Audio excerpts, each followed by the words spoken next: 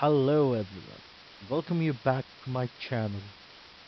And today's topic we have computer networks and networking.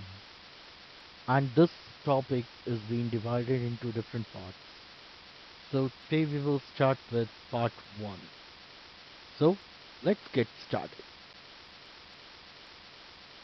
So topics for today's session is introduction to networks, transmission modes, network topologies, types of networks, transmission media, and last, we have a summary of this session. Let's continue. First, we have introduction to computer networks. What exactly is a computer network? Computer network is a system of interconnected devices such as computers, servers, smartphones, and printers that communicate to exchange data. They communicate using wired or wireless connections and can range from small home networks to a global internet. Here you can see an image where there is a wireless router making a communication with the multiple devices. There is a laptop, there is a smart TV, there is a computer, there is a smartphone, there is a gaming console and a printer. Now, next we have characteristics of a network. Now, as we get to know that what is a network, and as being that we have seen there's two types of basically network. One is wired network, one is wireless network. And we have seen the image of a wireless network as there is a wireless router mentioned placed in between, and it's making the connection between the different devices through wireless signals. So that particular network is got characterized into three different characteristics. One is delivery, one is accuracy, one is timelines. Now, when we talk about a delivery, the system must deliver the data to the correct destination. When accuracy comes, the system must deliver the data accurately.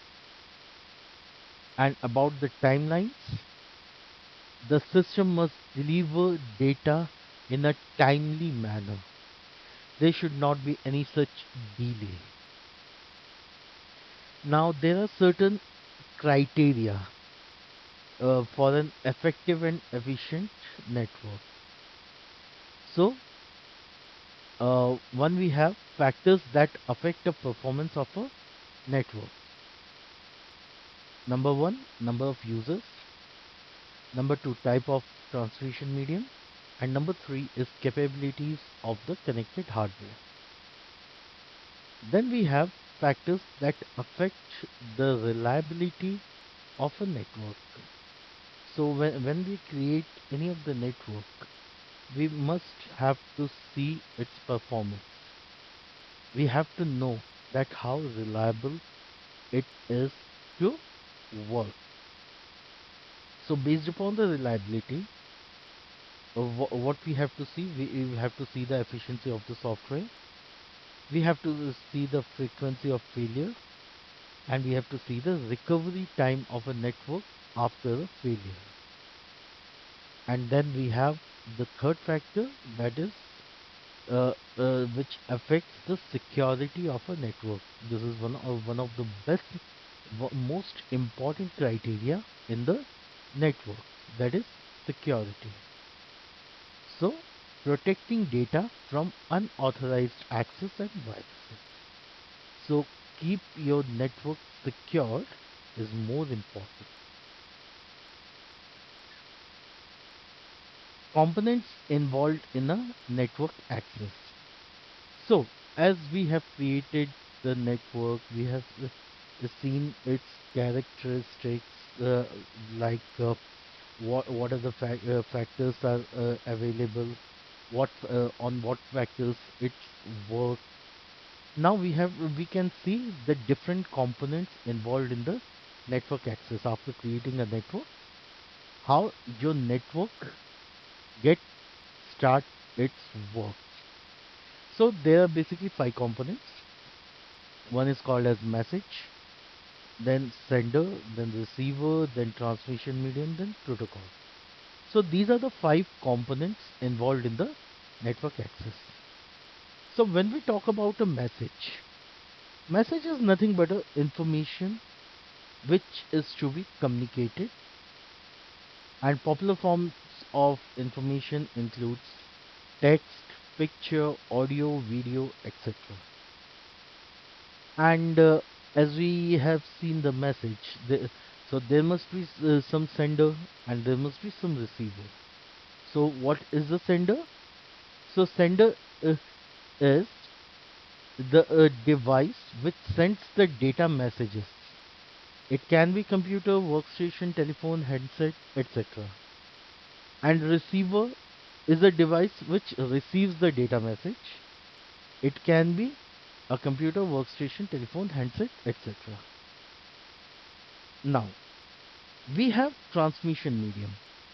So what is a transmission medium? Transmission medium is a physical path by which a message travels from sender to receiver. There are certain examples we have, which includes twisted pair, coaxial cable, radio waves, etc. And last but not the least, the protocol. Now, protocol is one of the most important component in your network access. Why? Because it is the set of rules that governs the data communication. It represents an agreement between the communicating devices. Without a protocol, two devices may be connected but cannot communicate with each other. Basically, you can say protocol is like address. As we see, there is a sender, there is a receiver. So protocol works as an address.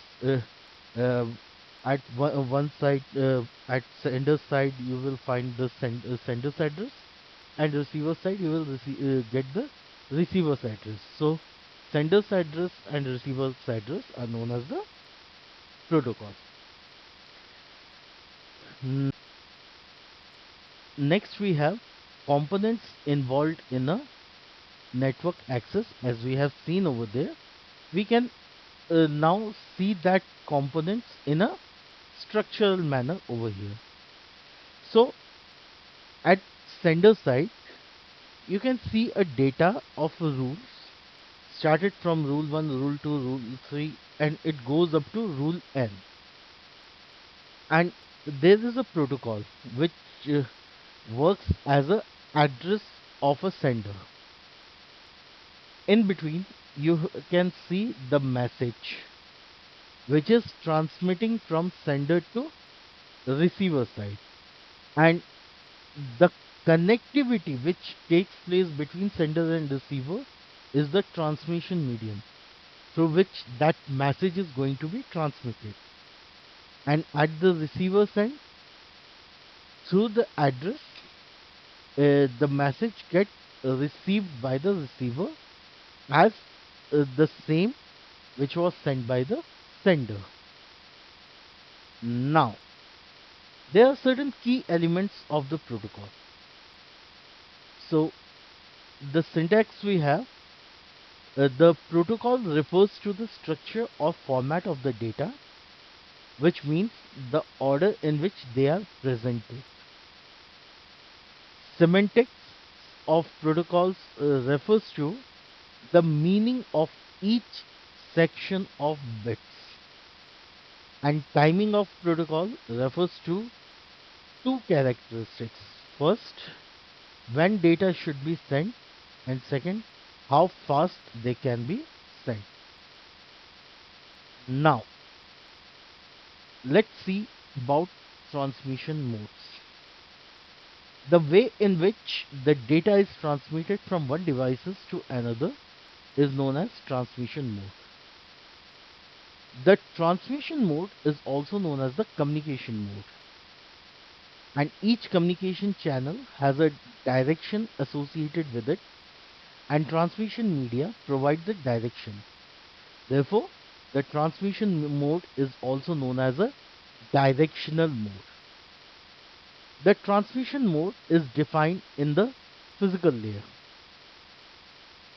Now, there are different types of transmission mode.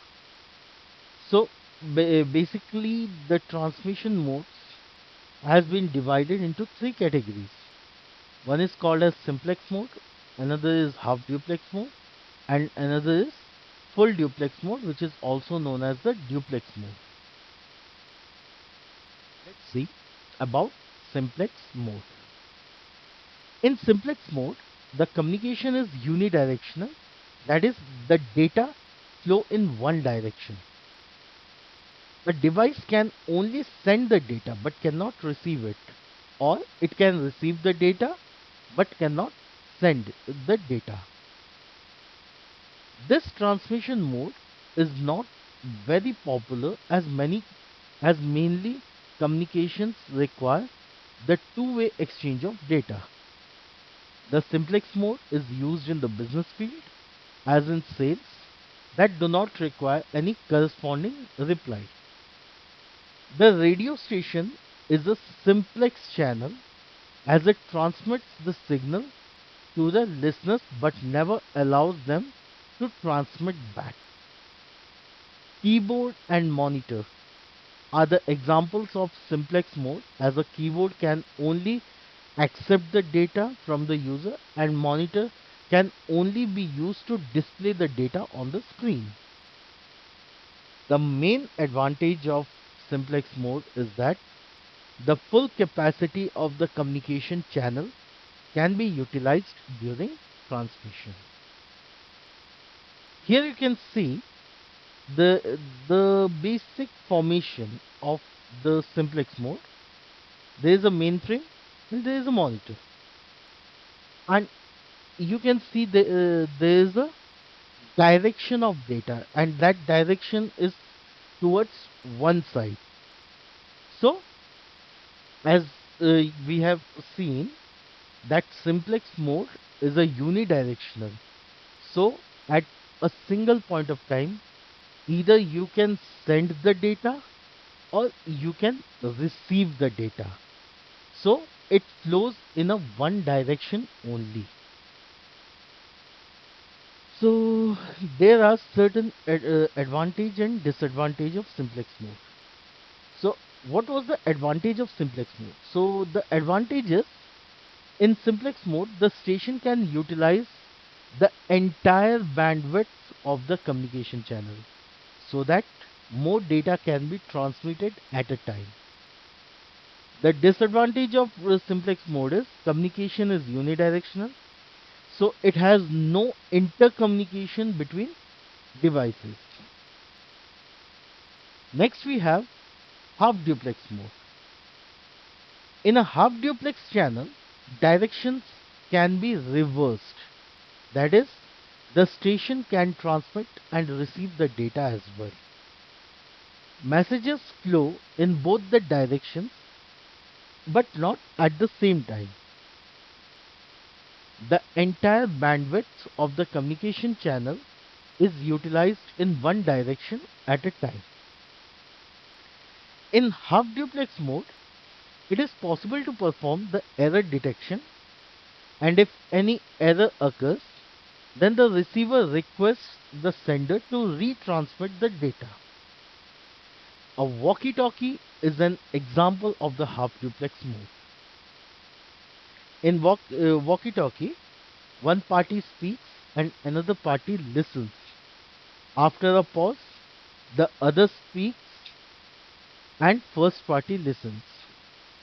Speaking simultaneously will create the distorted sound which cannot be understood. Here you can see a small structure. There are two workstations, and both the workstations wants to communicate with each other. So as we see that during the communication, it can be communicated one at a time. So there are two directions. One is going towards workstation B and one is going towards workstation A. It only happens once the workstation A, the data, the message which was got transmitted by the workstation A to workstation B, once it's done, then workstation B transmits the data to workstation A. Now, the advantage and disadvantage of half duplex mode are: the advantage is, in duplex mode, both the devices can send and receive the data and also can utilize the entire bandwidth of the communication channel during the transmission of data. The disadvantage of half duplex mode is, in half duplex mode, when one device is sending the data, then another has to wait. This causes the delay in sending the data at the right time. Next we have full duplex mode, which is also known as duplex mode. In full duplex mode, the communication is bidirectional. That is, the data flow in both the directions. Both the stations can send and receive the message simultaneously. Full duplex mode has two simplex channels. One channel has traffic moving in one direction and another channel has traffic flowing in the opposite direction. The full duplex mode is the fastest mode of communication between devices. The most common example of the full duplex mode is a telephone network. When two people are communicating with each other by a telephone line, both can talk and listen at the same time. Here we can see a small structure. There are two workstations, and the arrow direction you can see is the single arrow with a dual direction, making its opposite direction. It works both both the workstation works together at a same time. Now the advantage and disadvantage of full duplex mode are: so advantage of full duplex mode is both the stations can send and receive the data at the same time. But the disadvantage of full duplex mode is, if there is no dedicated path exists between the devices, then the capacity of the communication channel is divided into two parts. Here we can see a comparison of simplex, half duplex and full duplex mode. Basis of the comparison: first we see the direction of communication. In simplex mode, communication is unidirectional. Half duplex mode, communication is bidirectional but one at a time. And full duplex mode, communication is bidirectional. Sending and receiving in the mode. So in simplex mode, a device can only send the data but cannot receive it, or it can only receive the data but cannot send it. When it comes to half duplex mode, both the devices can send and receive the data but one at a time. When it comes to full duplex mode, both the devices can send and receive the data simultaneously. So there are certain examples of different modes. So the example for simplex mode is radio, keyboard and monitor. For half duplex mode, walkie-talkie, and for full duplex mode, telephone network. I hope you are finding these information informative. If you are able to get some valuable information and able to understand the things, so it will be helpful for me if you go ahead and hit the like button, share the video with your friends and subscribe the channel. Next we have line configuration or line connectivity. Line configuration refers to the way two or more communication devices attach to a link. A link is a communications pathway that transfers data from one device to another. There are two possible line configurations. One is called as point to point, that is PPP, which provides a dedicated communication link between two devices.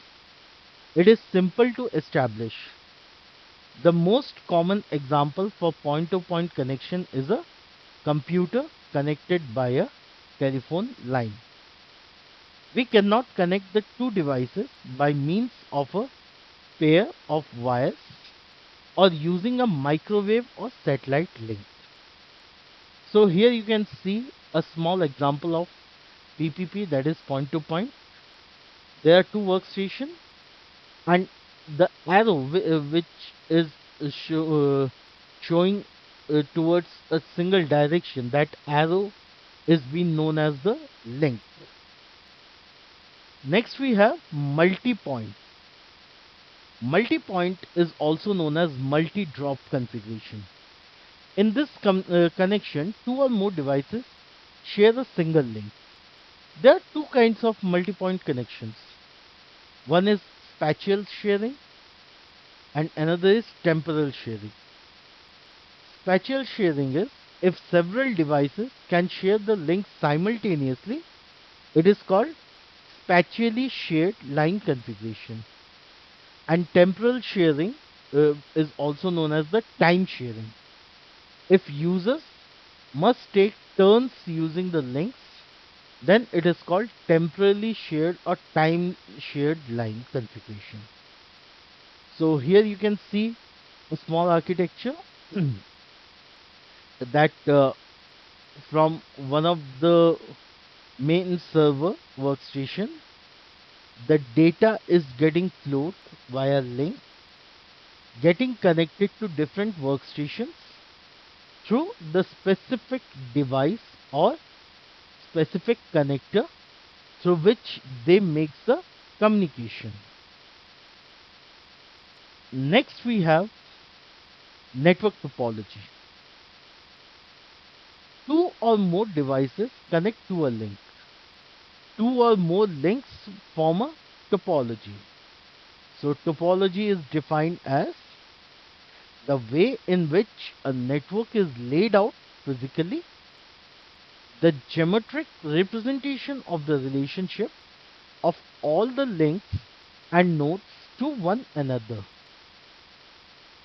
There are various types of topologies we have, such as bus, ring, tree, star, mesh, and hybrid. So here you can see a small hierarchical structure of our types of network topology. Let's discuss more into it. So first we have bus topology. So what is a bus topology? Bus topology is a network type in which every computer and network devices is connected into a single cable. The long single cable acts as a backbone to link all the devices in a network. When it has exactly two endpoints, then it is called linear bus topology. It transmits data only in one direction. Now there are certain advantages and disadvantages of bus topology. So let's see the advantages. It is cost effective. The cable required is least compared to other network topologies. Used in a small network, it is easy to understand, easy to expand joining two cables together. And the disadvantages of bus topologies are cables fades, then whole network fades. If network traffic is heavy or nodes are more, the performance of the network decreases. Cable has a limited length. and it is slower than the ring topology. So here you can see a structure. There are two ends of the cable, and ends has been denoted by the terminators. There are certain taps connected in a cable, and through that taps there are different devices connected, and the connectivity of the cable which has been used between the tap and the device, that particular line is known as the drop line. Next we have ring topology. In a ring topology, each device has a dedicated point-to-point connection with only the two devices on either side of it. A signal is passed along the ring in one direction from device to device until it reaches its destination. Each device in the ring incorporates a repeater. When a device receives a signal intended for other device, its repeater regenerates the bits and passes them along.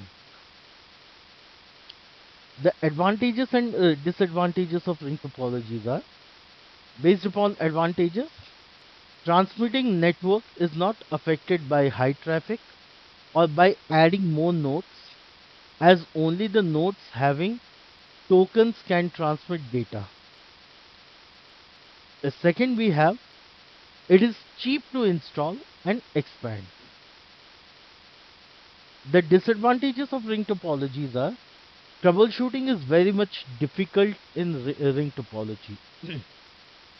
Adding or deleting the computer disturbs the network activity, and failure of one computer disturbs the whole network. So here you can see a small structure of a ring topology. So there is a backbone cable in a design of a ring, and in that cable there are certain points which has been connected via repeaters, and those repeaters are connected to the device for making the communication. Now we have tree topology. It has a root node and all other nodes are connected to it, forming a hierarchy. It is also called as the hierarchical topology. It should at least have three levels to the hierarchy. Tree topology is ideal if workstations are located in groups. They are used in wide area network. The About the advantages of tree topology: extension of bus and star topology, expansion of nodes is possible and easy, it is easily managed and maintained, error detection is easily done. Disadvantage of tree topology is it is heavily cabled, it is costly. If more nodes are added, maintenance is difficult. If central hub fails, the entire network fails. Here you can see the small structure.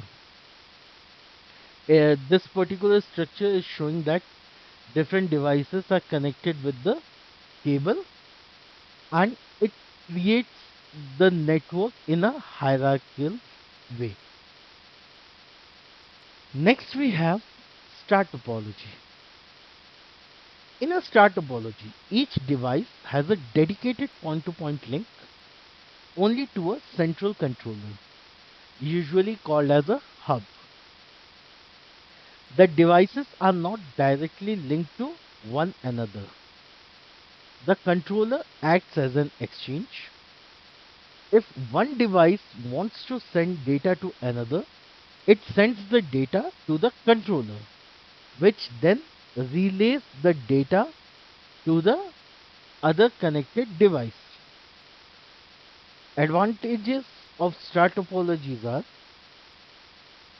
it has a fast performance with few nodes and low network traffic. Hub can be upgraded easily, easy to troubleshoot, easy to set up and modify. Only that node is affected which has failed. The rest of the nodes can work smoothly. Disadvantages of star topologies are: cost of installation is high, expensive to use. If the hub fails, then the whole network is stopped.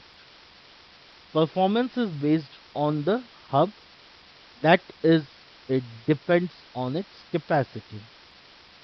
So here you can see two different structures, and hub is the centralized device for connecting and creating the network.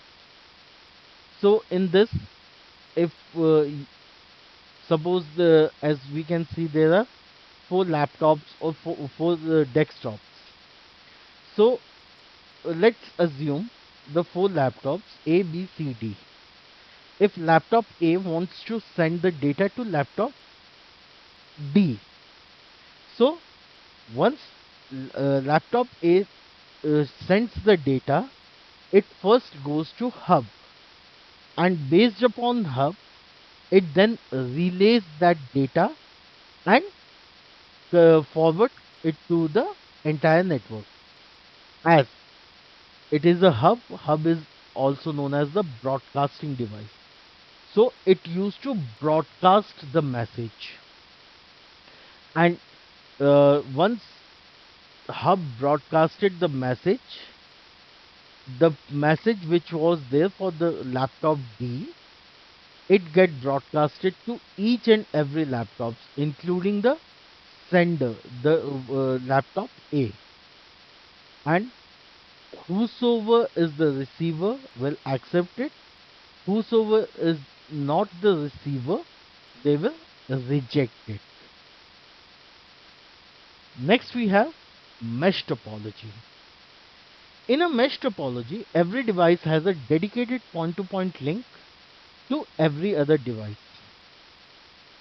The term dedicated means that the link carries traffic only between the two devices it connects. The number of physical links is a fully connected mesh network with n nodes is given by n minus 1 whole by 2. Advantages of mesh topologies are: each connection can carry its own data load, it is robust, fault is diagnosed easily, it provides security and privacy. The disadvantages of mesh topology is: installation and configuration is difficult, cabling cost is more, bulk wiring is required. Here you can see the small structure. There are different devices, and each device connected via cable to each other. So from one particular device, it get connected to five different devices through the cable. Next we have hybrid topology. So hybrid topology is a combination of one or more basic topologies. For example, if one department in an office uses ring topology, the other departments uses star and bus topology. Then connecting these topologies will result in hybrid topology. Hybrid topology inherits the advantages and disadvantages of the topologies included.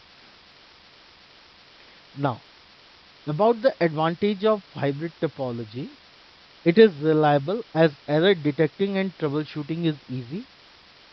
It is effective. It is scalable as size can be increased easily. It is flexible. Disadvantages of hybrid topology is: It is complex in design. It is costly. Here you can see the structure of hybrid topology. So there are three networks: star network, bus network, ring network. And each and every network connected to each other creates a different network called as the hybrid network. Now, as we have seen the topologies, now we can see the network types. So, a computer network is a group of computers linked to each other that enables the computer to communicate with another computer and share their resources, data, and applications. A computer network can be categorized by their sizes, and a computer network is mainly of three types: local area network, which is also known as LAN, wide area network, which is also known as WAN, and metropolitan area network, which is also known as MAN. So let's discuss few more in these three types of networks. So as first we have local area network, that is LAN. So local area network is a group of computers connected to each other in a small area such as building, office, etc. LAN is used for connecting two or more personal computers through a communication medium such as twisted pair, coaxial cable, etc. It is less costly as it is built in with inexpensive hardware such as hubs, network adapters, and Ethernet cables. The data is transferred at an extremely faster rate in local area network. LAN can be connected using a common cable or a switch. Here we can see a small structure, and there are three structures. So we can see the different computers are connected to each other and creating a LAN. And LAN is being shown into two different parts. One is LAN with a common cable, which is being used earlier, and LAN with a switch, which we are using in a today's time. So there are certain advantages and disadvantages of LAN as well. So as for advantages of LAN, resource sharing is easy. Software application sharings are easy. It is easy and cheap communication. Uh, ce- Centralized data, data security, internet sharing are very much possible in LAN. But when we talk about the disadvantages of LAN, it has a high setup cost, privacy violations, data security threat, LAN maintenance job, and covers limited area. Now, next we have wide area network, which is also known as WAN. A wide area network is a network that extends over a large geographical area, such as states or countries. A wide area network is quite bigger network than the LAN. A wide area network is not limited to a single location, but it spans over a large geographical area through a telephone line, fiber optic cable, or satellite links. The internet is one of the biggest WAN in the world. A wide area network is widely used in the field of business, government, and education. WAN can be either a point-to-point WAN or switched WAN. Here we can see a small structure. As we are talking about WAN, so connecting different LANs and making a network together creates WAN. So as we have seen point to point WAN and the switched WAN. So here is a small structure regarding point to point WAN and switched WAN. About the advantages and disadvantages of wide area network. When we talk about advantages, it is expanded into a large geographical area. It has a centralized data. It exchange messages. Sharing of software and resources are easy, and it has a high bandwidth. When we talk about the disadvantages of WAN, the biggest disadvantage is security issue. It needs firewall and antivirus software. Setup cost is very high. It has troubleshooting problems. Now, next network which we have is known as Metropolitan Area Network, that is MAN. So, a metropolitan area network is a network that covers a larger geographical area by interconnecting a different LAN to form a larger network. It generally covers towns and cities within the range of 50 kilometers. In MAN, various LANs are connected to each other through a telephone exchange line. Communication medium used for MAN are optical fibers, cables, etc. It has a higher range than local area network. It is adequate for distributed computing applications. So here you can see one of the small structural example. There are multiple LANs getting connected to a centralized device, and it's been created with the different ranges, and it is having a range of 50 kilometer as we have seen till now. Now, next we have internetwork. An internetwork is defined as two or more computer network LANs or WAN. An internetwork can be formed by joining two or more individual networks by means of various devices such as routers, gateways, and bridges. An interconnection between public, private, commercial, industrial, or government computer networks can also be defined as internetworking. So here you can see one of the small structure about internetwork.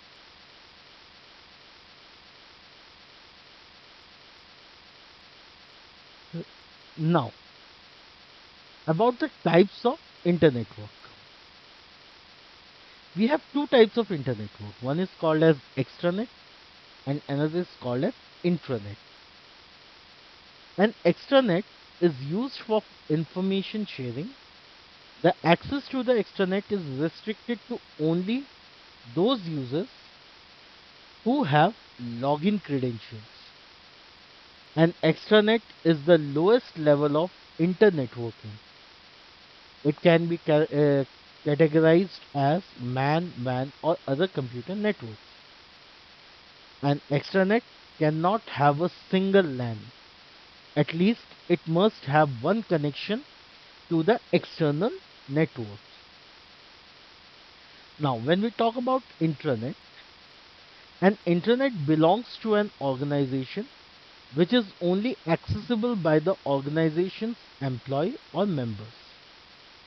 The main aim of the intranet is to share the information and resources among the organization employees. An intranet provides the facility to work in groups and for teleconferences. Now, next we have transmission media. So, the transmission media is a communication channel that carries the information from a sender to the receiver. Data is transmitted through the electromagnetic signal. The main functionality of the transmission media is to carry the information in the form of bits, either as electrical signals or light pulses. It is a physical path between transmitter and receiver in data communication. The characteristics and quality of data transmission are determined by the characteristics of medium and signal. Transmission media is of two types: guided media, which is also known as the wired media, and unguided media, which is also known as wireless media. In guided or wired media, medium characteristics are more important, whereas in unguided or wireless media, signal characteristics are more important. Now, different transmission media have different properties such as bandwidth, delay, cost, and ease of installation and maintenance. The transmission media is available in the lowest layer of OSI reference model, that is physical layer. We will discuss about the different layers of OSI in the further updates. Now, here you can see a small structure where there is one physical layer of sender side and another physical layer of receiver side. There is a transmission medium between both. It can get transmitted either via cable or through air. That means wireless communication. So there are certain factors for designing the transmission media, uh, like bandwidth, transmission impairment, interference. So about the bandwidth, all the factors are remaining constant. The greater the bandwidth of a medium, the higher the data transmission rate of a signal. Transmission media impairment, when the received signal is not identical to the transmitted one due to the transmission impairment. The quality of the signals will get destroyed due to the transmission impairment. Interference. And interference is defined as the process of disrupting a signal when it travels over the communication medium on the addition of some unwanted signal. Now, causes about the causes of transmission impairment: attenuation, distortion, noise. So, transmission impairment get caused in three different manners. One is attenuation, another is distortion, and one is noise. So, when we talk about attenuation, attenuation means the loss of energy, that is, the strength of the signal decreases with increase the distance, which causes the loss of energy. Distortion. Distortion occurs when there is a change in the shape of the signal. This type of distortion is examined from different signals having different frequencies. Each frequency component has its own propagation speed, so they reach at a different time, which leads to the delayed distortion. Noise. When data is traveled over a transmission medium, some unwanted signal is added to it, which creates the noise. Here you can see the hierarchical structure of types or the classes of transmission media. So, as we have seen, there are two types of transmission media. One is guided media, another is unguided media.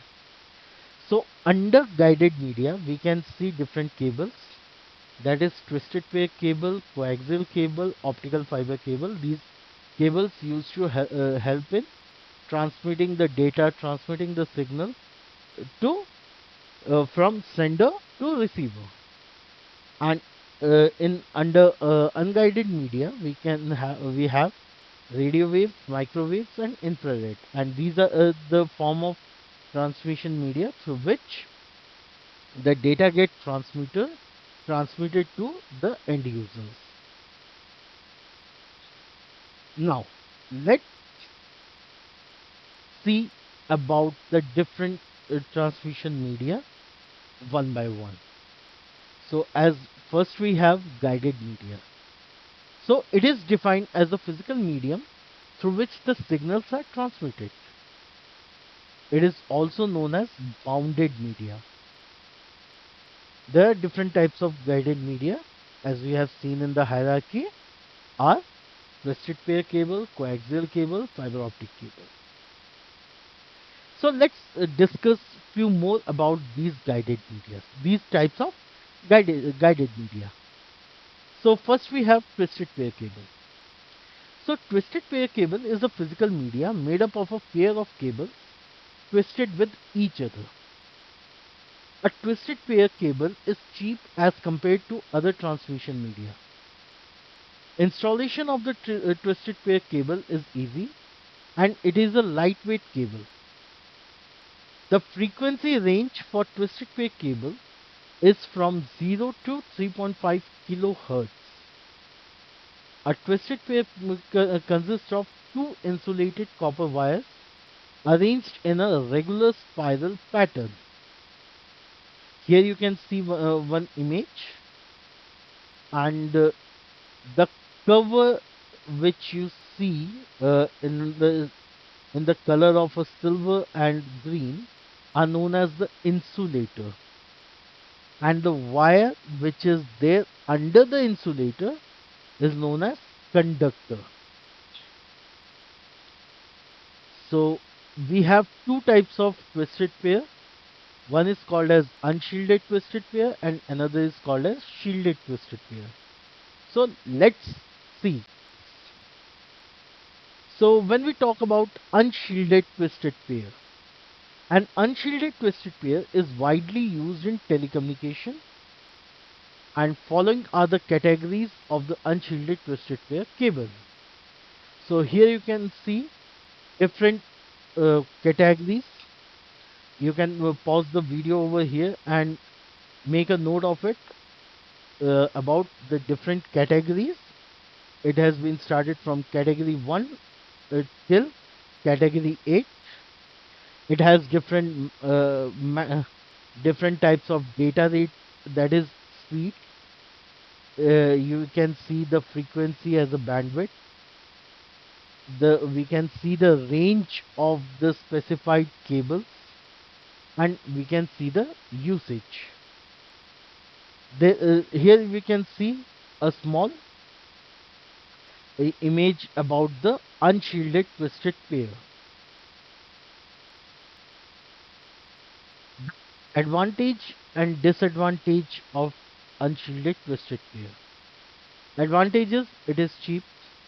Installation of unshielded twisted pair is easy. It can be used for high-speed LANs. The disadvantage is this cable can only be used for shorter distance because of attenuation. Now, next we have shielded twisted pair. A shielded twisted pair is a cable that contains the mesh surrounding the wire that allows the higher transmission rate. Here we can see the small image about shielded twisted pair. So you can see it, and about the advantages and disadvantages of shielded twisted pair. As per advantage, the cost of the shielded twisted pair cable is not very high and not very low. Installation of shielded twisted pair is easy. It is higher capacity as compared to unshielded twisted pair. It has a higher attenuation. It is shielded that provides the higher data transmission rate.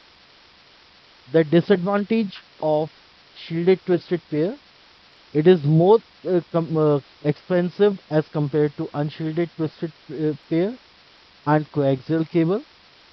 It has a high attenuation rate.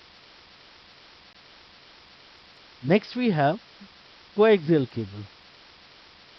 Coaxial cable, which is also known as the coax cable, is a very commonly used transmission media.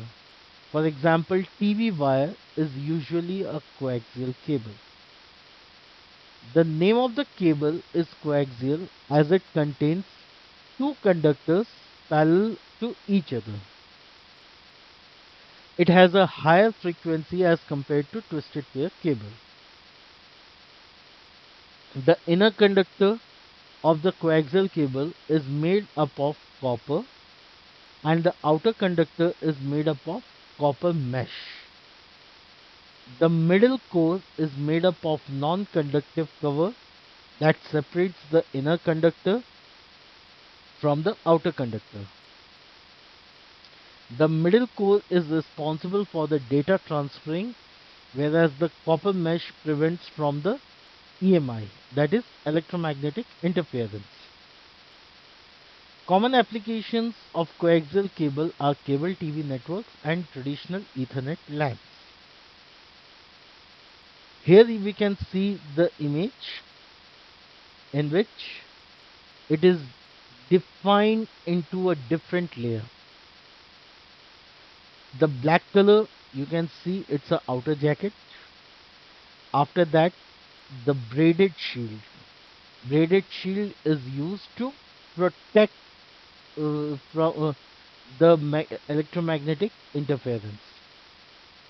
After that, foil shield.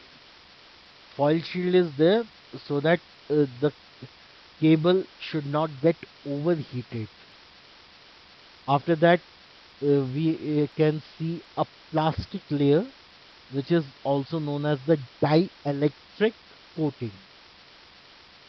And at last, we have the center conductor, which is the actual cable which connects to your specified devices.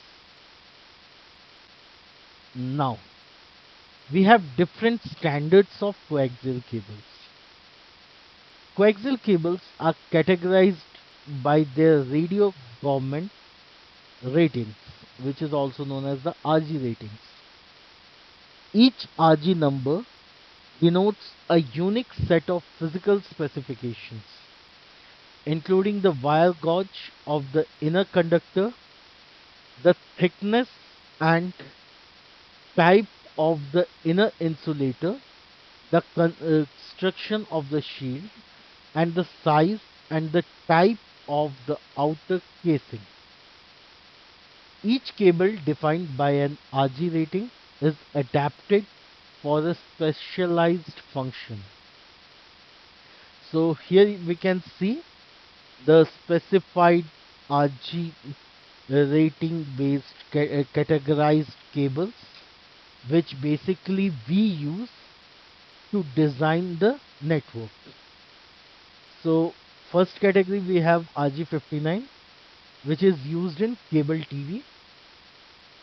The second category we have RG58 which is being used to create the thin Ethernet. It's a thin Ethernet cable, and RG11 is a thick Ethernet cable. There are certain types of coaxial cable. One is used as a baseband transmission, and another is used as a broadband transmission. So when we talk about baseband transmission, it is defined as the process of transmitting a single signal at a high speed. When we talk about a broadband transmission, it is defined as the process of transmitting multiple signals simultaneously. There are certain advantages and disadvantages of coaxial cable. So when we talk about advantages, The data can be transmitted at high speed. It has better shielding as compared to twisted pair cables. It provides higher bandwidth. The disadvantage is it is more expensive as compared to twisted pair cable. If any fault occurs in the cable, causes the failure in the entire network. Now, next we have fiber optic cable. Fiber optic cable is a cable that uses electrical signals for communication. Fiber optic is a cable that holds the optical fibers coated in plastic that are used to send the data by pulses of light.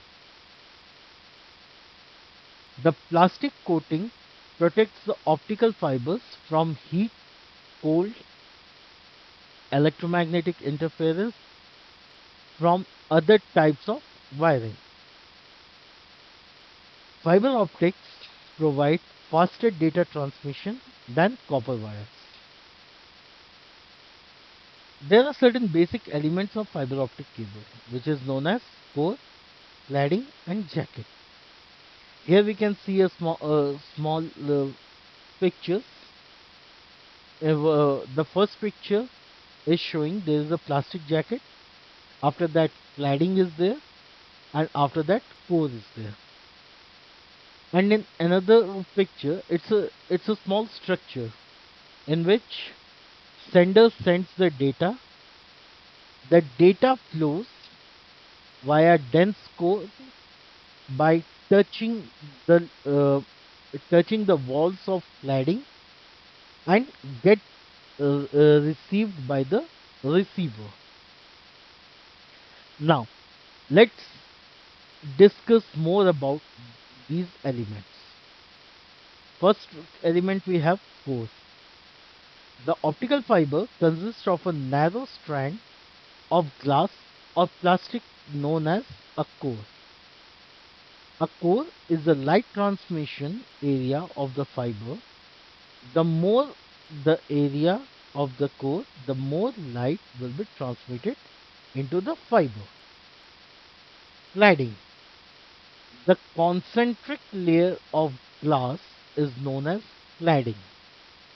The main functionality of the cladding is to provide the lower refractive index at the core interface as to cause the reflection within the core so that the light waves are transmitted through the fiber.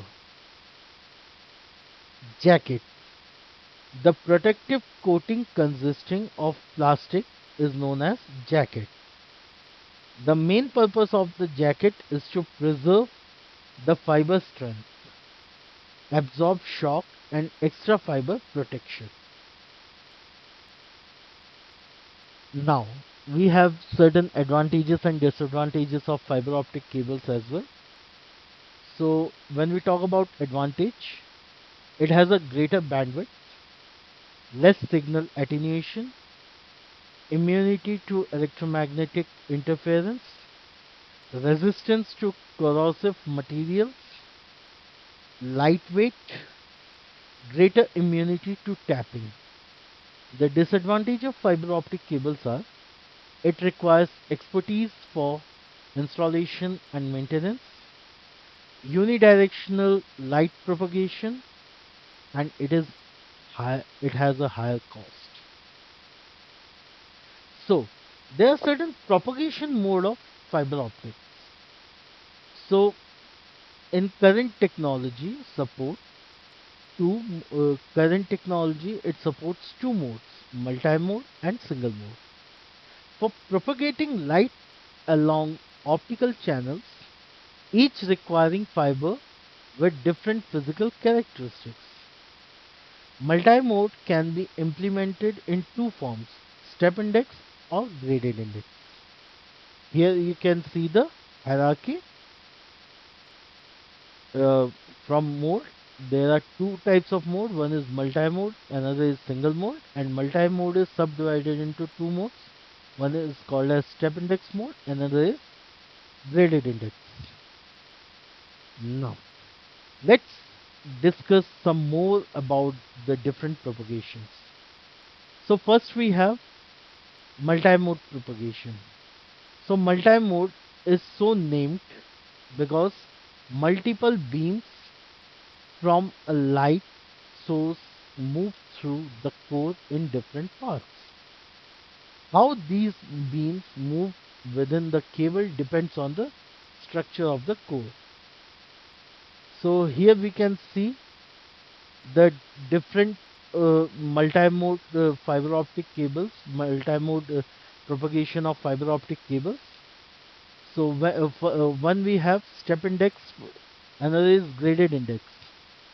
So here we can see the images, the pictures. Let's discuss more about these multi-mode propagation fibers. So when we talk about the step index, in multi-mode step index fiber, the density of the core remains constant from the center to the edges. A beam of light moves through this constant density in a straight line until it reaches the interface of the core and the cladding. At the interface, there is an abrupt change due to a lower density. This alters the angles of beam's motion.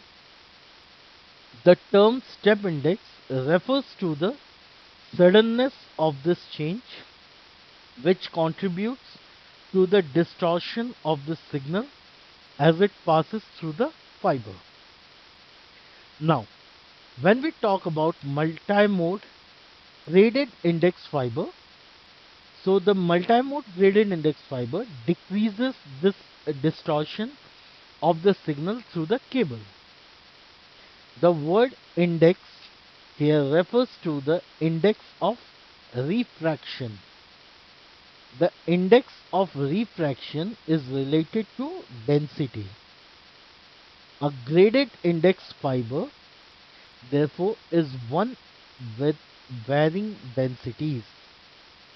Density is highest at the center of the core and decreases gradually to its lowest at the edge. Now, let's see about single mode propagation.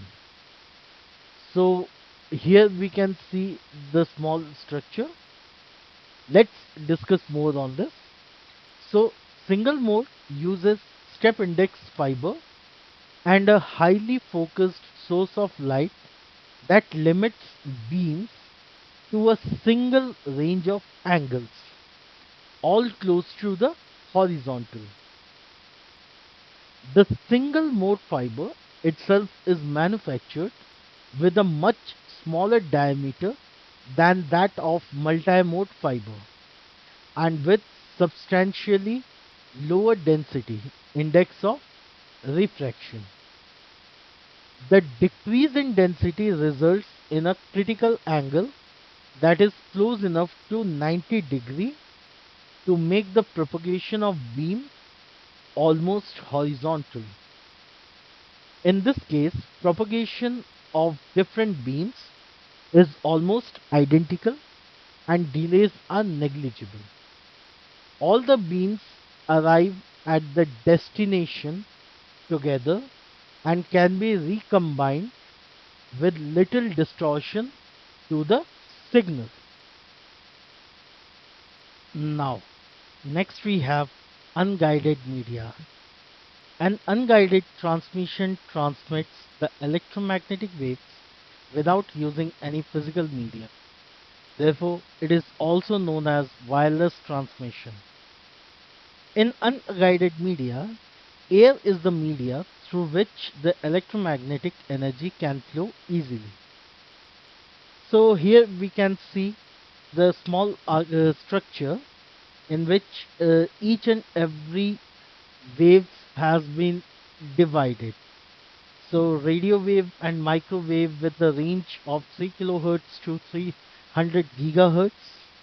And next we have the infrared, which is having the range from 300 to 300 gigahertz to 400 terahertz, and from 400 terahertz to 900 terahertz are the light wave. Now, unguided transmission is broadly classified into three categories: radio waves, microwaves, infrared. Let's see radio waves first. So, radio waves are the electromagnetic waves that are transmitted in the direction of free space. Radio waves are omnidirectional, that is, the signals are propagated in all the directions. The range in frequencies of radio waves is from 3 kilohertz to 1 kilohertz. In the case of radio waves, the sending and receiving antenna are not aligned.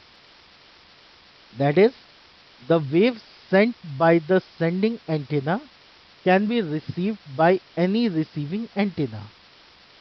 An example of the radio wave is FM radio. Here we can see the different structure about the radio waves. One we have space wave propagation, one we have ground wave propagation, and one we have sky wave propagation. Let's further. Applications of radio waves. A radio wave is useful for multicasting when there is one sender and many receivers. An FM radio, television, cordless phones are examples of a radio wave.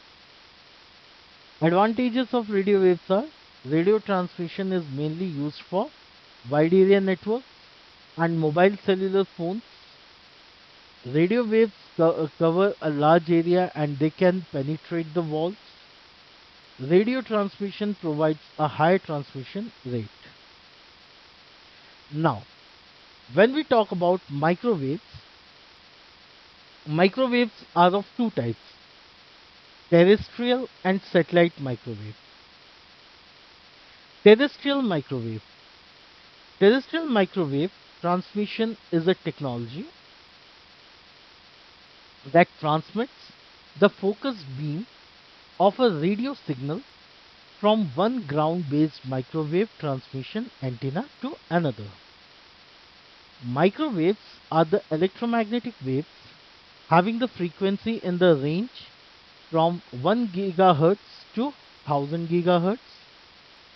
Microwaves are unidirectional as the sending and receiving antenna is to be aligned.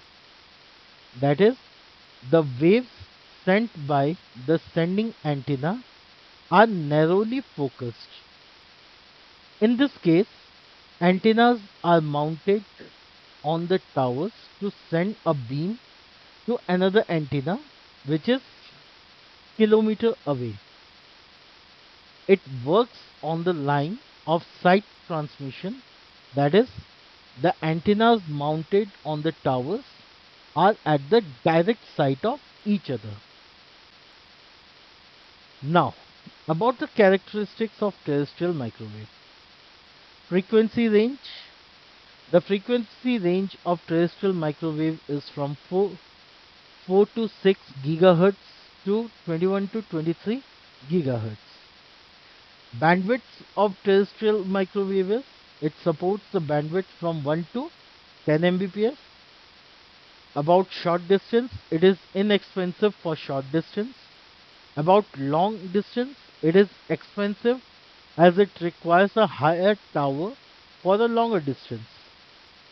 About the attenuation, attenuation means loss of signal. It is affected by environmental conditions and antenna size. Advantages of terrestrial microwave. Microwave transmission is cheaper than using cables.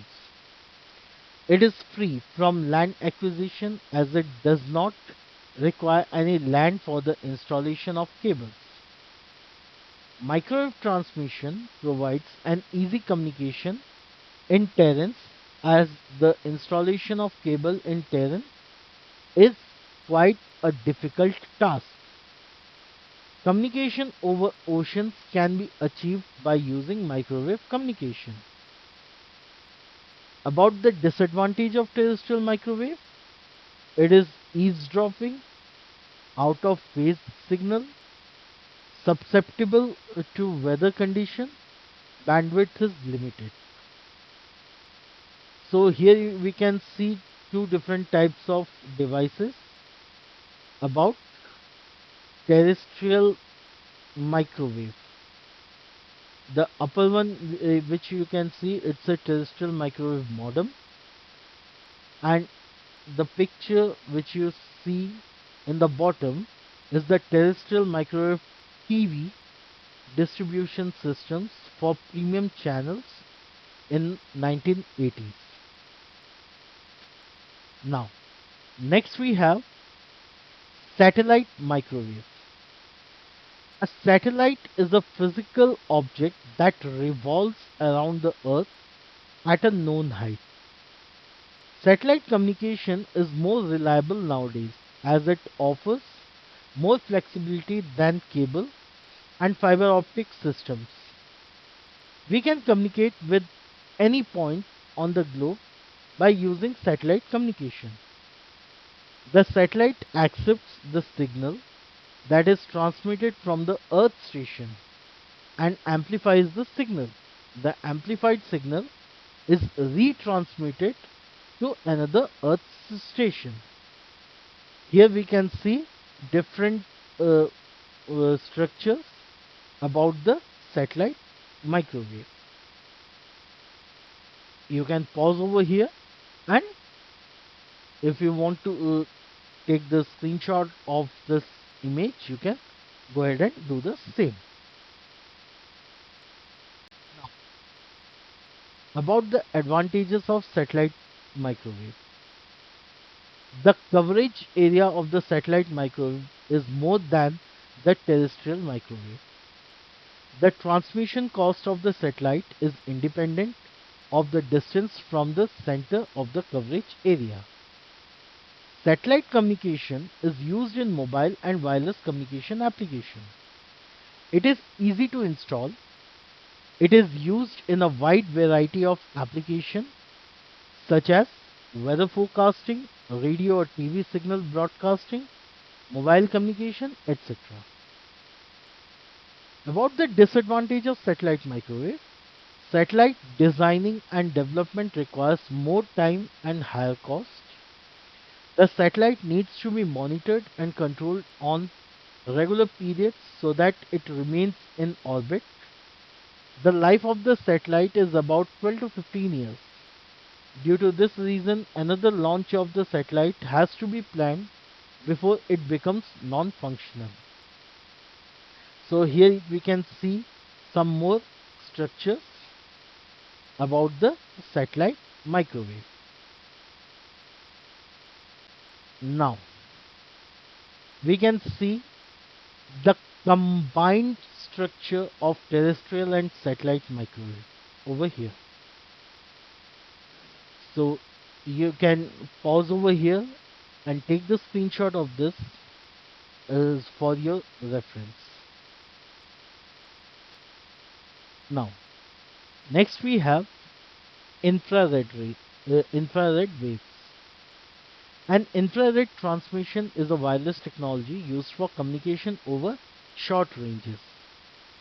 The frequency of infrared in the range from 300 gigahertz to 400 terahertz. It is used for short range communication such as data transmission between two cell phones, TV remote operations, data transfer between a computer and cell phone, and devices that resides in the same closed area. About the characteristics of the infrared waves, it supports high bandwidth and hence the data rate will be very high. Infrared waves cannot penetrate the walls, therefore the infrared communication in one room cannot be interrupted by the nearby rooms. And infrared communication provides better security with minimum interference. And infrared communication is unreliable outside the building because the sun rays will interfere with the infrared waves. So here we can see different forms of infrared waves being used. One we have radio, and one we have microwaves, the microwave oven. One we have infrared devices. One we have the specified visibility of the lights. One we have ultraviolet glasses. One we you see the X-rays. One we see the gamma rays. So these are the certain devices, certain ways in which the infrared waves work. Now, as we have seen different forms in this session, now I'm going to summarize this session. So based upon the summary of this session, let let's recall what we have discussed till now. First, we have seen networks connected device to share data and resources using communication protocol. Then we have seen the key objectives, that is delivery, accuracy, timelines, performance, reliability and security. Then we have seen the transmission modes, that are simplex, half duplex and full duplex communication modes. Then we have seen the network topologies, that are bus, ring, star, tree, mesh and hybrid. After that we have seen network types, LAN, MAN, WAN, plus intranet and extranet internetworks. Then we have seen the transmission media, that is guided, which includes twisted pair, coaxial, fiber optic, and unguided, which includes radio, microwave, infrared. Then we have seen the fiber offers highest bandwidth, wireless media provide flexibility and broad coverage. And last, we have seen the selection of right topology, media, and protocols is essential for efficient networking. Now, if you find this video informative, then please do like, share, and subscribe the channel. And if you have any questions, then type the same in the comment box below to get the answer.